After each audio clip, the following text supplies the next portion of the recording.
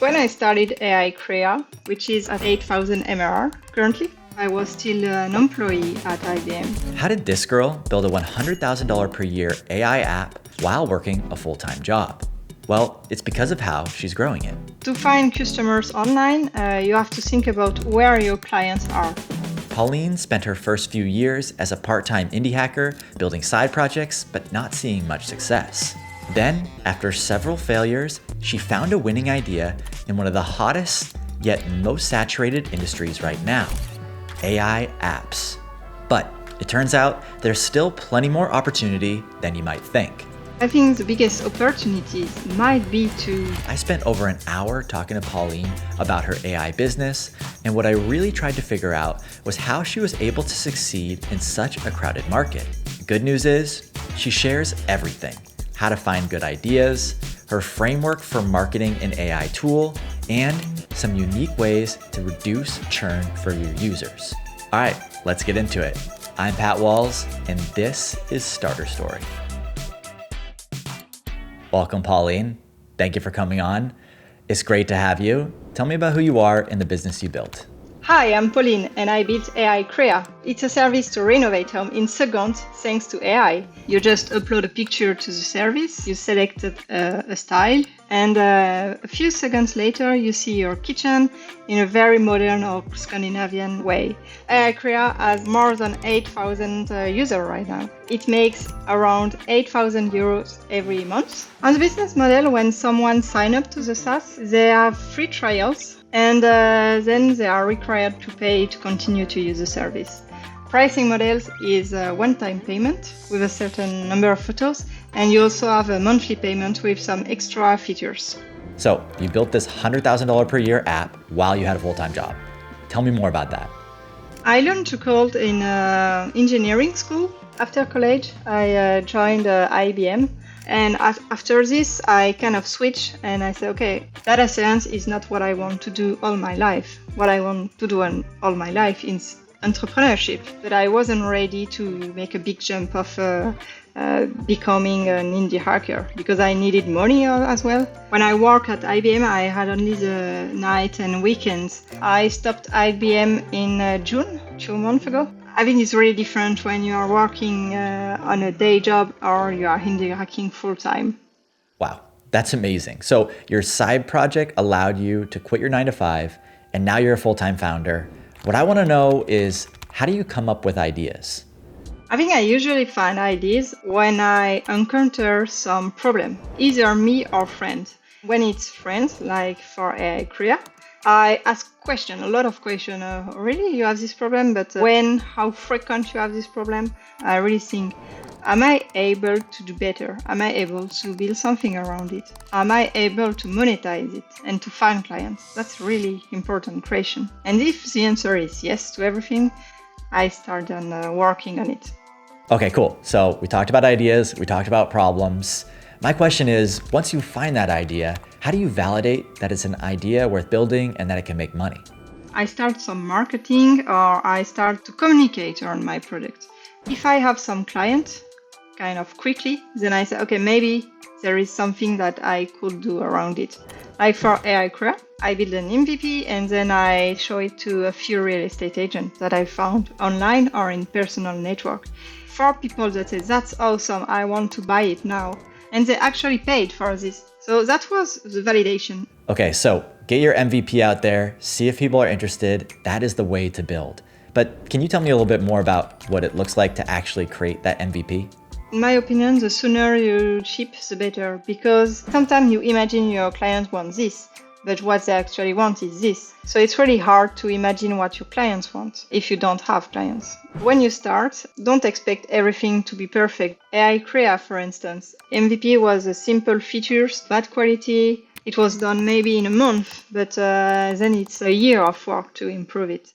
Pauline is the perfect example of how one person can turn a simple idea into thousands of dollars, even while working a full-time job. And her blueprint was simple. She found an idea, she built a really simple MVP, and then she validated that it could actually make money by getting it in front of her actual customers. That final step is where almost everyone goes wrong. And this is why we built the Starter Story Academy. It's a 5-week program where you'll come up with an idea, you'll build something simple, and then you'll spend all your time focused on validation and if this thing can actually make money. Inside the Academy is a clear and actionable track you can follow with milestones, deadlines, and it's all gamified to get you to take action and work on the things that matter. This is not just another course. This is the turning point in your journey. Imagine what you could accomplish in 5 weeks if you simply worked on the right things. What's even cooler is that you'll do it inside our community of thousands of successful founders working on similar problems and building online businesses that will change their lives. So, if you're serious about actually doing this thing and you're ready to take action, I'm gonna leave a link in the description where you can learn more. Okay, so we build the MVP. How do we go and actually find customers? To find customers online, you have to think about where your clients are. You have many social media, like for instance Facebook or LinkedIn or Reddit. Go through them and just type in the search bar, like you are looking for a real estate agent, type it in LinkedIn. Let's see if you can find some communities on it. For instance, AI Crea, my best marketing channel is probably Facebook and physical events. Maybe because real estate agent, it's really an activity of human. But for Next.js directory, my main marketing channel is Twitter because I have big audience there and my audience is mainly developers or people who want to do handy hacking. So this product really is a fit with them. Okay, so the best places to market our products are where our customers hang out, right? But what if we want to accelerate that growth at the very beginning? What are specifically some good places to launch apps as a solopreneur? Now I prefer to launch on Product Hunt in order to get a backlink for SEO because it's a very good backlink, but the visibility is less good than it used to be. So I'm launching on Product Hunt and also on Twitter because I have a big audience there. Probably I will use my newsletter as well. I didn't launch Next.js directory on Facebook, but I launched AI Crea on Facebook. All right, so now you got people interested in the product. The next thing I go to is how to monetize it. How do you determine plans and overall pricing strategy for an app like yours? If you sell for low price, you have an image of being low cost. You don't have the same client by selling low cost to high cost. And also by selling higher price, you might have less clients, but it's less support as well. So you have to also think about how do you want to be perceived and how much support are you able to deliver as well. Okay, let's talk about business models. Do you prefer a recurring subscription or one-time payment? I'd love to hear your thoughts on this. I like to offer both subscription and one-time payment because some people really don't like subscription. I had a few subscriptions in many services and it was a nightmare to cancel. I don't like this kind of retention. My button is very clear. When you subscribe, you have it cancel and it's really easy. I think it's really important to earn trust from your customer as well. All right, I love it. Besides building trust with customers, are there any other hacks to reduce churn or just increase revenue in general? Last year I had a high churn and I really reduced it drastically by adding yearly plan. It sounds stupid, but now they are engaged for a year, so they will use the service better. The second one is I did a free trial. So now people can try before subscribing. They are able to see if the service fits their needs. And the third point is I really improved the service. Like the quality, it's much better than last year. It feels really like a photo. Okay. And what's the tech stack you use? How do you stay up to date with AI and run your business profitably?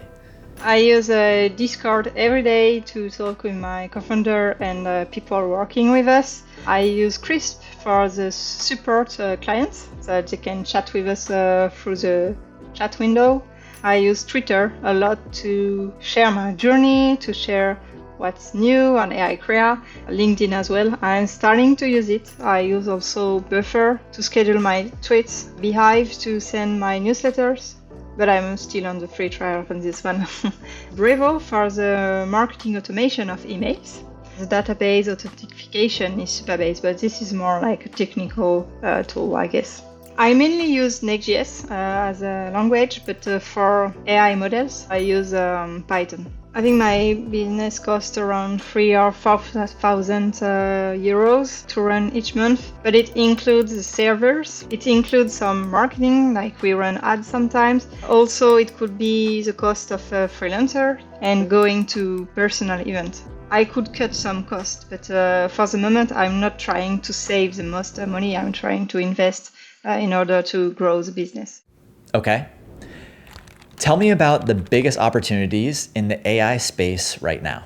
I think the biggest opportunities might be to insert AI in existing product. You receive email every day. What if you have an AI that can help you to answer to your email? This is a services plugged in another one, and that's something that could do, because biggest opportunities, I think, is service.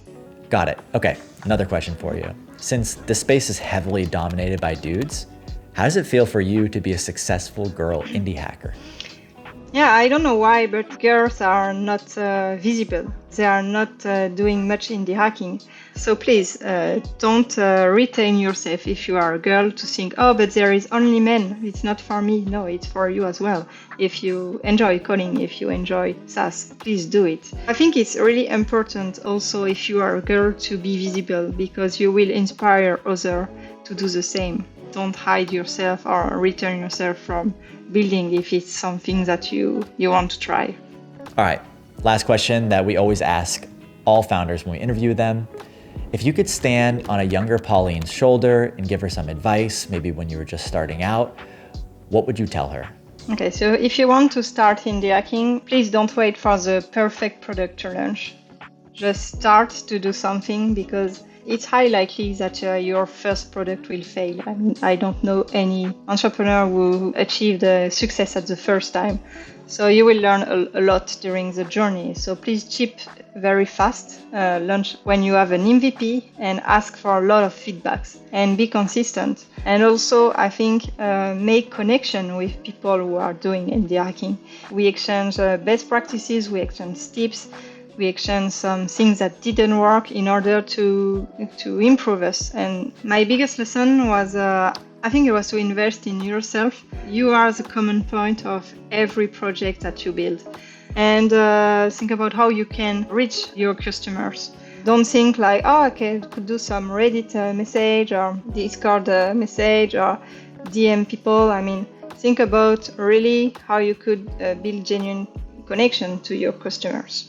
Thank you for coming on the Starter Story channel, sharing everything you know, and inspiring millions of people to start their own business. See ya. Yo guys, I really hope you enjoyed the video and got some good nuggets with Pauline. I think the business that she built is really impressive, and I really like the way that she went about building it, talking to customers, and actually building something that people needed. But I want to say something real quick. At the end of the day, the purpose of this video is to show you that regular people like Pauline change their lives by building a business. But watching this video is not going to magically give you a business that changes your life. You need to go find an idea, you need to take action, and you need to work relentlessly to validate it and see if it's something that can actually work. While learning is important, action is the thing that's actually going to get you your dream outcome. So if you feel like you're still struggling on this, maybe some analysis paralysis, not exactly sure what to work on, then I highly recommend checking out the Starter Story Academy. Again, it's not for everyone. It's only if you're really serious about actually doing this thing, actually building a business while you have a full-time job that could change your life. Inside the Academy, you'll get an actionable blueprint to follow every day. It will give you the right habits, but most importantly, it will put you on the path on how to find an idea, how to validate it's an idea that can actually make money, and how to actually build that idea and bring it to life. Just head to the first link in the description if you want to learn more. Much love, and I'll see you guys in the next one. Peace.